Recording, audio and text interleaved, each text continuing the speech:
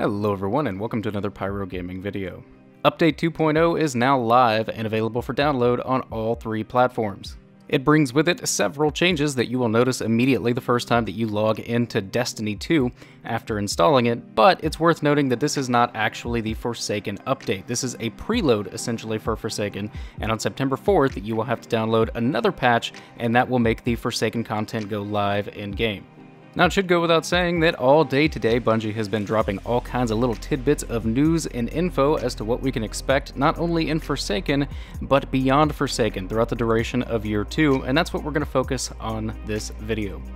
So Bungie has released a brand new roadmap that covers pretty much every season and new update that we're going to have in Destiny 2 throughout the duration of Year 2. There will be a total of 4 seasons in Year 2. They will start on September 4th with the launch of Forsaken. The second season will begin in December, the third season will begin in March, and the final season will begin in June. These all go in 3-month increments, which means each season in Season 2 will be 3 months long. Each one of these seasonal updates will also bring with it new items to collect, new events in the tower and in the world, as well as new content to play. Each one of these seasons and the updates and content will be available to all of you who purchase the annual pass that is now available. And if you do not purchase the annual pass, you will still get to participate in the events and still get to experience some of it. You just won't get to play the new content. So let's go ahead and take a look at the updated roadmap, beginning with Forsaken. So beginning with Season 4, which is launching on September 4th and is the Forsaken update, you can see that we have quite a few things to look forward to. First off, before the actual update goes live and Season 4 begins, we have the Gambit free trial on September 1st, which is open to all players. September 4th, we get to download and play Forsaken, finally. September 4th, the new raid Last Wish goes live. On September 18th, we see the return of Iron Banner. On September 25th, we see the introduction of a brand new Crucible game mode and new Crucible maps. The new Crucible game mode is called Breakthrough. In October, we see the return of the Festival of the Lost, and there is more, including changes to the Dreaming City because it will constantly be evolving, and changes to the weekly playlist. Now, it's worth noting that some of this will be available to all players regardless of whether or not you purchase the DLC. For example, Iron Banner, the new Crucible mode Breakthrough, and the Festival of the Lost will all be available to every player if you do not own the DLC. Only the actual new content, which is story missions, strikes, stuff like that, is going to be locked behind the Forsaken paywall. Looking ahead to Season 5, which will launch in December of this year, we can see that it is called the Season of the Forge.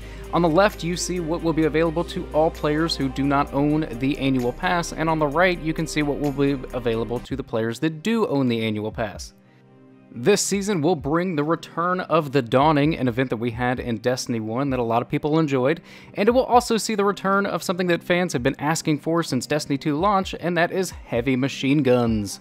The Season of the Forge for all players will also bring back Iron Banner as well as some new weapons and armor for you to collect. Now on to the Black Armory, which is the actual DLC portion of that season. This is the content that will be locked behind the annual pass. You will get a new raid layer, new exotics to collect, new legendaries, and new in-game activities, as well as a new activity called Forges of the Chains.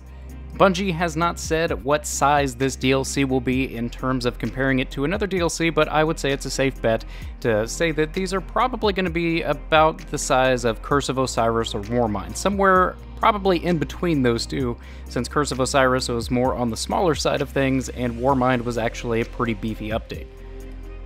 Looking ahead to Season 6, which will launch in the spring of 2019, presumably in March or somewhere close to it, we can see that it's codenamed the Season of the Drifter, and the annual pass content will be known as Joker's Wild.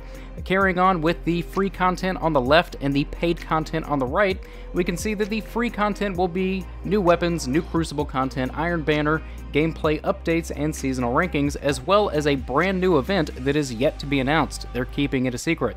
Looking at the annual pass content on the right, it is named Joker's Wild, and it looks like Gambit will be evolving into what is probably going to be a more challenging experience, and I say that because there's not a new raid layer listed here. Every one of these updates, they have advertised new in-game content, so it looks like this one will be focused around Gambit and making it more of an in-game activity, which is really neat. I don't like playing the same activity over and over. I like this idea of evolving game modes. You will also get access to the usual stuff that we get with pretty much every DLC update. That's new exotics, new legendaries, both weapons and armor, new triumphs and collections, and some bonus rewards, as well as probably expect a couple secrets here or there. All in all, it looks like a pretty good update, and I would say it's probably going to be on par with the size of Curse of Osiris and Warmind, much like the December update. Moving on to Season 7, which will be the final season of Year 2.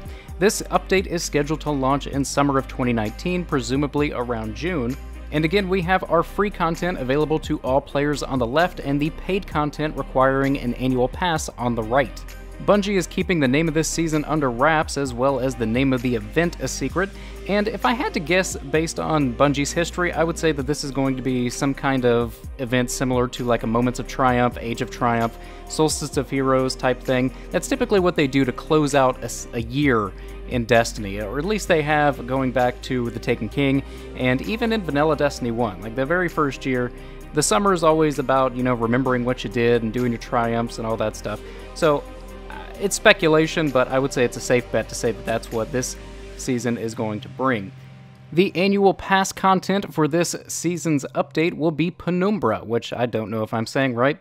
It will bring new activity experiences. This is like the Dreaming City, constantly evolving, that kind of thing, as well as a new raid layer, new exotics, new legendaries, new triumphs, bonus rewards. You get the idea. You're going to get that stuff in every update. But the main thing is the new raid layer and the new activity experiences.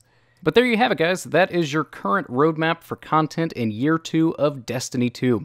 That's going to bring this video to an end. If you enjoyed it, click like. If you're new to the channel, click subscribe. And if you're already subscribed, I fucking love you. Thank you guys so much for watching, and take care.